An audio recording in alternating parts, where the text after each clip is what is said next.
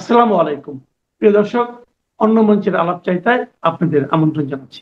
আজ আমাদের সঙ্গে আলোচনার জন্য উপস্থিত আছেন আপনাদের পরিচিত মুখ, সিনিয়র সাংবাদিক ও কলামিস্ট জনাব আনিস আলমগীর। জনাব আনিস আলমগীর, আপনাকে আমাদের অনুষ্ঠানে স্বাগত জানাচ্ছি। জনাব আনিস আলমগীর, আপনি খেয়াল করেছেন গত দুদিন ধরে একটা আন্দোলন হচ্ছে। জগন্নাথ বিশ্ববিদ্যালয়ের ছাত্র শিক্ষক সবাই আন্দোলন করছে এবং এই এখন রাতে, এত রাতেও শুনেছি তারা এখনো সেই তাদের দাবি আদায়ের জন্য রাজপথে বসে আছেন। এই আন্দোলনটাকে আপনি আসলে কিভাবে মূল্যায়ন করছেন? আমি ব্যক্তিগতভাবে মনে করি যে জগন্নাথ বিশ্ববিদ্যালয় ছাত্রদের সঙ্গে যেটা হচ্ছে সেটা ঠিক হচ্ছে না এই মর্মে যে তারা দীর্ঘদিন থেকে এই দাবি আদায় জন্য লড়াই করছে। তারা রাজপথে নামতে হবে কেন? সরকারের তো সংশ্লিষ্ট বিভাগ থাকার কথা এবং যথাযথভাবে তাদের সাথে কমিউনিকেট করার কথা। সেই কমিউনিকেশন হয়নি, তারা রাজপথে নেমেছে।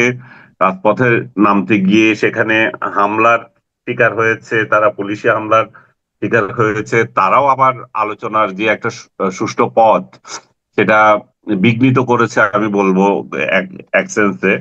যে সরকারের একজন উপদেষ্টা আলোচনা করার জন্য গিয়েছে, সেখানে উত্তপ্ত বাক্য বিনিময় এবং তার উপরে এই যে বোতল নিক্ষেপ করা। মানে থ্যাঙ্কস গড যে ওইটা কাচের বোতল ছিল না। বর্তমান সরকার তো কাচের বোতল প্রবর্তন করেছিল, এই যে প্লাস্টিকের বোতল বাদ দিয়ে। সেটা যদি হইতো তাহলে কি অবস্থা হতো? এমনিতে সে প্লাস্টিকের বোতলের আঘাত পেয়েও উপদেষ্টা দেখলাম যে স্ক্যানিং করাতে গেছে, এবং আমার মনে হয় সেখানে মারাত্মক কিছু পায় নাই। সান্ত্বনা হিসেবে হয়তো দেখতে গেছে আর কি। সেখানে আমি জানি না কার ব্যথা কতটুকু, সে কেমন ব্যথা পেয়েছে সেটা তো আমরা জানি না, কিন্তু এটা একটা অসভ্যতা আমি মনে করি। এবং যে ছেলেটি এটা করেছে সে বলছে যে আমি আসলে আকাশে মেরেছিলাম, এবং ওইটা আকাশে মারলে ভাই একজনের মাথায় কিভাবে যায়? যে আপনি একটা ছাত্র মানুষ, আপনারা যদি ঠিক মাথাটা যদি মাথায় পড়তে পারতো, অন্য কোনো মাথায় পড়তে পারতো। একটাই হ্যাঁ, অন্য মারছে, মাথায় পড়তে পারতো, ঠিক। এক মাথায় পড়ছে। হ্যাঁ ঠিক, ওই ওই মাথায় গিয়ে পড়তে হবে। এর কিন্তু বোলিং এর জন্য বাংলাদেশ ক্রিকেট বোর্ড হায়ার করা উচিত, সে যে কাজ করছে। কিন্তু আমরা হাসছি, কিন্তু বাস্তবতাটা হচ্ছে এটা ঠিক হয়নি। এটা একজন স্টুডেন্টের পক্ষে এটা করা ঠিক হয় নাই। তাকে আবার সে আবার একটা স্টেটমেন্ট দিতে, তাকে নাকি জামাত শিবির বলার জন্য একটা ট্যাগ দেওয়া হচ্ছে।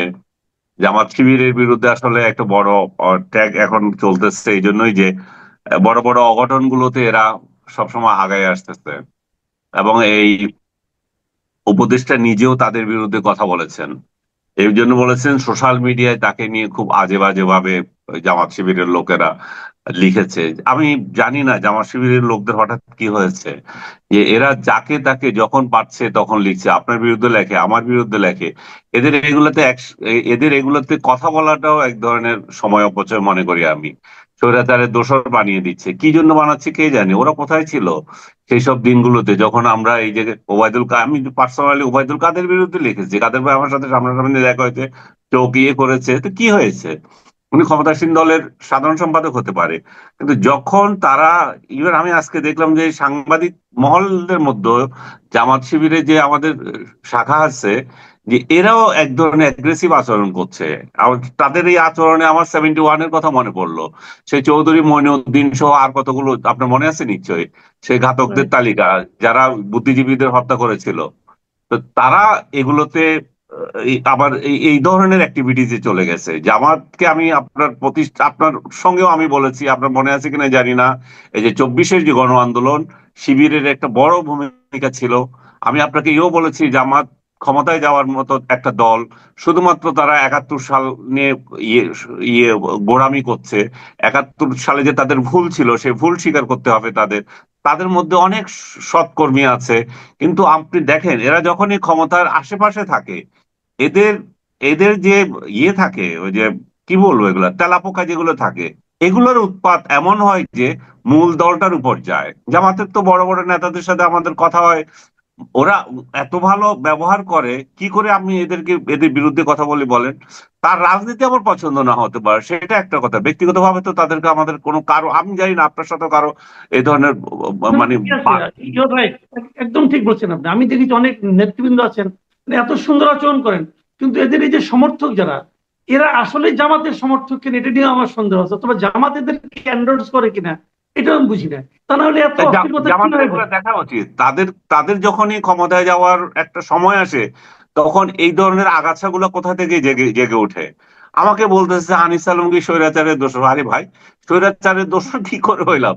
স্বৈরাচারের দোষ, স্বৈরাচার চলে গেছে দেশের বাইরে। তোদের স্বৈরাচারের সঙ্গে জিন্দিগিতে কোনোদিন একটা চা পানের অনুষ্ঠানে গেলাম না, জিন্দিগিতে কোনোদিন তাদের সাথে দেশের বাইরে গেলাম না, তাদের তাদের যত প্লটের মালিক হইলাম না তাদের থেকে। তো কি করে স্বৈরাচারের দোষর হয়ে গেলাম, এটা আমি বুঝি না। একটা একটা দলের যে যারা থাকে তখন তাদেরকে তো আমরা সমালোচনা করব। এখন ডক্টর ইউনূসকে যে প্রশংসা করি, সেই একই স্টাইলে যে আওয়ামী লীগের লোকজন আক্রমণ করে, এই যে আমরা নাকি ওদের খাচ্ছি দাচ্ছি। আরে বাবা, আমাদের সাংবাদিকদের কাজই তো হচ্ছে যখন যারা ক্ষমতায় থাকবে তাদের সমালোচনা করব, ভালো কাজ হলে তার প্রশংসা করব। কিন্তু এই সমস্ত আগাছাগুলোর জন্য মেজাজ মাঝে মাঝে এত খারাপ হয়ে যায়, বলতে পারি না। আজকে আপনার সাথে একটু শেয়ার করতে হচ্ছে এই জন্যই যে জামাতের এখন সতর্ক থাকার দরকার আছে। জামাতের বিরুদ্ধে যে উপদেষ্টা যে অভিযোগ করলেন, সেটাও তাদেরকে দেখতে হবে যে কেন উপদেষ্টা একজন অভিযোগ করবেন। এই উপদেষ্টা কিন্তু শুরুতে যে সমস্ত কথাবার্তা বলেছিলেন, তাকে বরং উল্টা আপনার হিজবুতের ইয়েতে ট্যাগ দেওয়া হয়েছে, আওয়ামী লীগের তরফ থেকে জামাতি ট্যাগ দেওয়া হয়েছে, সেই লোকটাকে তারা আবার আজকে আক্রমণ করছে। তো যাই হোক, আমি মনে করি যে জগন্নাথ বিশ্ববিদ্যালয়ে যে ছাত্ররা আন্দোলন করছে, এই আন্দোলনটা ন্যায্য তাদের। কিন্তু কিন্তু ওয়েটা বড় আমার মনে হয় ভালো হচ্ছে না। সরকারের উচিত তাদের সাথে বসা, তাদের সাথে কথা বলা। তারা একটা বিশ্ববিদ্যালয়, কিন্তু বিশ্ববিদ্যালয়ে অবকাঠামো কিছুই নাই।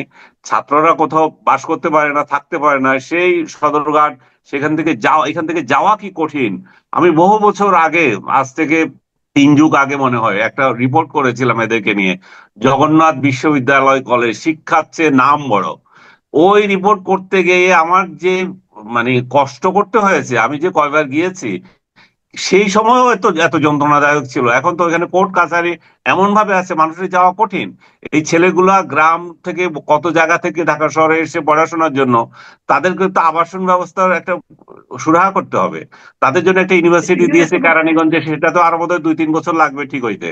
জি, এখানে একটা প্রশ্ন, আপনার কি মনে হয়েছে এই যে আন্দোলনে যখন আলোচনা যতটুকু যা হয়েছে, আমরা মাহফুজ আলমকে দেখলাম, এখানে শিক্ষা উপদেষ্টার অনুপস্থিতি কি আপনার চোখে পড়েছে, চোখে লেগেছে?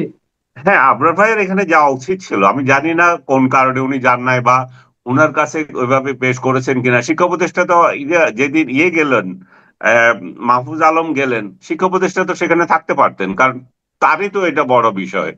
শিক্ষা উপদেষ্টা একজন ভদ্র মানুষ, উনি নম্র মানুষ। উনার সঙ্গে আমার তো মনে হয় বসে কথা বলতে কোনো অসুবিধা নাই। আর যেহেতু আলম সাহেবের উপর এরা ক্ষিপ্ত হয়েছে, এবং আলম সাহেবও এদেরকে এখন ক্ষিপ্ত কথাবার্তা বলেছেন। আজকে তার অডিও লিক হয়েছে, সেই অডিওতে তার সেই গড়ে সবাইকে শিবিরের লোক বলছে। সেটাতে ছাত্ররা তো ক্ষিপ্ত হবে, সবাই কেন শিবিরের লোক হবে? শিবিরের এত শক্তি হয়ে গেল যে হোল জগন্নাথ বিশ্ববিদ্যালয় সবগুলো শিবিরের লোক। তো আমার মনে হচ্ছে যে এটা একটা ভুল বোঝাবুঝি তৈরি হয়েছে। আপনি খুব রাইটলি পয়েন্ট আউট করেছেন, আবরার সাহেবের যে উপদেষ্টা, ওনার এটা একটু পার্সোনালি ডিল করা উচিত। যে আরেকটা প্রসঙ্গ আমি আনি, এটা নিয়ে আলোচনা অনেক হয়েছে, আমি আর এটা নিয়ে এটা নিয়ে কথা বাড়াই না। আমি অন্য একটা প্রসঙ্গে আনতে যাচ্ছি, সেটা হলো যে এই যে আওয়ামী লীগের রাজনৈতিক কর্মকাণ্ড সরকার নিষিদ্ধ ঘোষণা করলো, এভাবে প্রজ্ঞাপন জারি হলো, ব্যাখ্যাও দেওয়া হলো কি বলা যাবে কি বলা যাবে না, এদের কর্মসূচি করা যাবে না এটা বলা হলো। আমরা এটা দেখলাম যে এটা নিয়ে বিদেশের কিছু কিছু জায়গায় নানা রকম প্রতিক্রিয়া হচ্ছে। বিদেশের মধ্যে আপনার যুক্তরাষ্ট্রে পররাষ্ট্র বিভাগ তাদের একটা আপনার ব্রিফিং দেখলাম, ভারতেরও দেখলাম। ভারতের ব্রিফিংটা আমরা বুঝতেই পারি, তাদের উদ্বেগটা আমরা হয়তো উপলব্ধি করতে পারি। কিন্তু সবচেয়ে যেটা ইন্টারেস্টিং, যেটা আমার কাছে মনে হয়েছে, যে আমরা তো ভারতের অনেক মিডিয়াকে অতটা গুরুত্ব দিই না, কিন্তু পাকিস্তানের ডন পত্রিকা, যেটা এটা তো খুবই একটা মানে গুরুত্বপূর্ণ পত্রিকা এই সাবকন্টিনেন্টের, ডনের যে সম্পাদকীয়টা আজকে আমি দেখলাম মানব জীবন এটা অনুবাদ করে দিয়েছে, আপনি পড়েছেন কিনা জানি না, আমার হুম। ধারণা পড়ার কথা আপনার। এখানে কিন্তু অনেকগুলি পয়েন্ট আনা হয়েছে, যেমন হুম। এমনও বলা হয়েছে যে নির্বাচনটা এখন সরকারের মুখ্য হওয়া উচিত, নির্বাচন না করে এই যে আওয়ামী লীগের সম্পর্কে নিষিদ্ধ করার ব্যাপারটা দেওয়া, এটা অনেক ভোটাররা হয়তো পর্যাপ্ত বিকল্প পাবে না। আবার এখানে একটা সামরিক একটা শাসনের একটা আশঙ্কাও দেখানো হয়েছে। আপনার সব হুম। মিলিয়ে কি মনে হয়? আমার কাছে তো প্রতিক্রিয়া যারা যারা দেখিয়েছে, আমার কাছে সবগুলোই সঠিক মনে হচ্ছে। ভারতের প্রতিক্রিয়া ঠিক আছে। ভারত বাংলাদেশের একটা বন্ধু প্রতিম রাষ্ট্র, প্রতিবেশী দেশের একটা বড় রাজনৈতিক দলকে নিষিদ্ধ করার কি প্রতিক্রিয়া হয়, তারা তো এটা দিতেই পারে। আমরা যদি মনে করি যে এটা আমাদের অভ্যন্তরীণ ব্যাপার, আপনারা কেন নাক গলাচ্ছেন, এটা আমার মনে হয় এটা একটু খুব হাস্যকর হবে। আর প্রথমত আরেকটা বিষয় হচ্ছে যে ভারত নিজের থেকে প্রতিক্রিয়া জানায় না। একজন সাংবাদিক প্রশ্ন করেছে, সে সাংবাদিকের প্রশ্নের জবাবে বলেছে। এখন তো ভারতেরও কোনো একটা রাজনৈতিক দল যদি এরকম ঘটনা হয়, আমরা প্রশ্ন করলে সে প্রতিক্রিয়া যাবে, সে পত্রিকাতে আসবে। একই স্টাইলে আপনার আমেরিকা তো তাই হয়েছে। স্টেট ডিপার্টমেন্টে একজন সাংবাদিক, উনি বাংলাদেশি আমার মনে হয়েছিল, বাংলাদেশে একজন সাংবাদিক তাকে কোয়েশ্চেন করেছে। তার প্রতিক্রিয়া স্টেট ডিপার্টমেন্ট বলেছে যে তারা এই ধরনের নিষিদ্ধকরণটা তারা পছন্দ করে না। রাজনৈতিক দলের এবং অংশগ্রহণপূর্ণ নির্বাচন সবগুলোর গণতন্ত্রের পক্ষে তারা যেহেতু থাকে, সেই সেই মতে তারা মত দিয়েছে। তাদের মতামতটা আমার কাছে যথেষ্ট মনে হয়েছে। তাদের রাজনৈতিক সাথে, তাদের রাষ্ট্রীয় পলিসির সাথে একেবারে এটা প্রাসঙ্গিক। এখানে বাড়তি কোনো কিছু বলে নাই, কোনো দলের পক্ষেও নেয় নাই। এবং এই আওয়ামী লীগকে নিষিদ্ধ করাতে যে এই সরকারের বিরুদ্ধে আমরা ক্ষিপ্ত হব সেরকম বলে নাই। তারা বলছে তারা যে ধরনের রাজনীতি চায় একটা দেশে, গণতন্ত্রের পক্ষে যেহেতু তারা ফেরিওয়ালা, সেই ফেরিওয়ালা হিসাবে তাদের যে যুক্তি তারা সেটা বলেছে। আর আপনি ডনের কথা বলেছেন, সেটা রিয়েলি ইন্টারেস্টিং। ডন ডনের এই সম্পাদকীয়টা যদি আপনি খেয়াল করেন, ডন তো এখন একটা পাকিস্তানের পত্রিকা। পাকিস্তানের সাথে আমাদের দহরম মহরম চলছে। পাকিস্তান আওয়ামী লীগকে ঘৃণা করে বহু আগে থেকেই। তো সব মিলিয়ে আওয়ামী লীগের এই এই বিপর্যয়ে তাদের খুশি হওয়ার কথা ছিল। কিন্তু সম্পাদকীয়টা মানে ইয়েতে হিসাব করে দেখলে এটা আওয়ামী লীগের পক্ষে গিয়েছে। এবং তারা বলেছে যে বাংলাদেশের ইতিহাসের গভীরে শিকড় প্রথিত আছে এই এই রাজনৈতিক দলটির, এত পুরনো রাজনৈতিক দল, এবং তাদের দ্বারা স্বাধীনতা এনেছে বাংলাদেশ। তো এরকম একটা রাজনৈতিক দলকে একটু মুছে ফেলা তো সহজ নয় এই সরকারের। এবং এটা একটা বাস্তবতা হচ্ছে যে তার বিশাল একটা সমর্থক গোষ্ঠী আছে, এবং এদেরকে নিষিদ্ধ করার মাধ্যমে একটা বড় অংশকে ভোটাধিকার থেকে বঞ্চিত করা হয়। এটা তো একদম কোনো, মানে আমি তো মনে করি যে এটা আমাদের কথা, তাই না? বাংলাদেশে যে আওয়ামী লীগ পছন্দ করে না সেও তো স্বীকার করতে হবে তারা ভোটাধিকার বঞ্চিত হবে। আরেকটা বিষয় এখানে বলা হচ্ছে যে ভারত যে এটার এই সিদ্ধান্তটার বিরোধিতা করছে, সেটা হয়তো আওয়ামী লীগের যেহেতু তাদের সাথে এফিলিয়েশন ভালো, সেই জন্য হয়তো তারা ভারতের হয়তো স্বার্থ থাকতে পারে। কিন্তু বাস্তবতা হচ্ছে যে একটি বড় রাজনৈতিক শক্তিকে বাদ দিয়ে কেবল পক্ষপাতের অভিযোগ এটা উস্কে দিতে পারে, রাজনৈতিক বিভাজন আরো গভীর হবে। এবং এটা এমন একটা সময় হচ্ছে যখন ঐক্য বাংলাদেশের জন্য সবচেয়ে বেশি প্রয়োজন ছিল। এবং আন্তর্জাতিক সম্প্রদায় নিবিড়ভাবে পর্যবেক্ষণ করবে যে তারা ঢাকায় এই প্রতিশ্রুত অবাধ এবং সুষ্ঠু অংশগ্রহণমূলক নির্বাচনের যে কমিটমেন্ট সেটা রাখতে পারছে কিনা। অবভিয়াসলি ইন্টারন্যাশনাল তো মহল তো আমাদের উপর দেখবে, তাই না? এবং ডন একদম যথাযথভাবে বলছে, এবং আবার আশঙ্কা করেছে যে আওয়ামী লীগের এই আহ, এর ঘটনার মধ্য দিয়ে আবার বাংলাদেশে সামরিক শাসন ত্বরান্বিত হতে পারে কিনা, সেই ধরনের একটা আশঙ্কা তাদের এখানে রয়ে গেছে। যে এই সমস্ত ঘটনার সুযোগেই তো যখন দেশে একটা মানে টার্মোয়েল সৃষ্টি হয়, বিপর্যয়, যখন হানাহানি তৈরি হয়, তখনই তো এই সুযোগটা আসে সেনাবাহিনীর জন্য। তো সেই বিষয়টাও এখানে তারা খুব স্পষ্ট করে বলেছে। তো আমার মনে হয় যে আহ ইয়ে হিসাবে আপনার প্রতিবেদন ইয়ে, এটা কি বলবো, সম্পাদকীয় হিসাবে এটা যথাযথ, এবং তাদের মতামত আমাদের অনেকের মতামতের সঙ্গে মিলে। এবং আমি মনে করি যে সরকারও এখানে আপত্তি করার মতো এমন কোনো পয়েন্ট এখানে খুঁজে পাবে না। তবে এখানে একটা পয়েন্ট আমার কাছে যেটা মনে হয়েছে, আপনি একটু ভাবেন যে হুম। যে সামরিক শাসনের যেটা কথা বলা হয়েছে, এটা হুম। বোধহয় পাকিস্তানের প্রেক্ষিতটা বোধহয় ওদের মাথায় ছিল। কারণ অবশ্যই তাদের আমাদের মাথায় এখানে ছিল। কিন্তু নিকট যে সামরিক শাসনের কোনো নাই, মানে হুম। কোনো উদাহরণ কিন্তু নাই। তারা হয়তো পাকিস্তানের প্রেক্ষিতটাকে মাথায় রেখে বলেছে কিনা আমি জানি না এটা। না, তারা তারা আপনি ঠিকই বলছেন, তারা সেটা মাথায় রেখে বলছে যে শুধু পরবর্তী সরকারের বৈধতাকে শক্তিশালী করবে না, এবং হুম, বরং সামরিক হস্তক্ষেপের বিপদ এড়াতেও সাহায্য করবে যদি আমরা right, ঠিকমতো চলাফেরা করি আর কি। হুম, এবং না হলে তো ওই হস্তক্ষেপ, এটা মানে প্রক্ষান্তরে বলা আর কি। ডাইরেক্ট আপনি কিভাবে বলবে, ডাইরেক্ট কি বলতে পারে?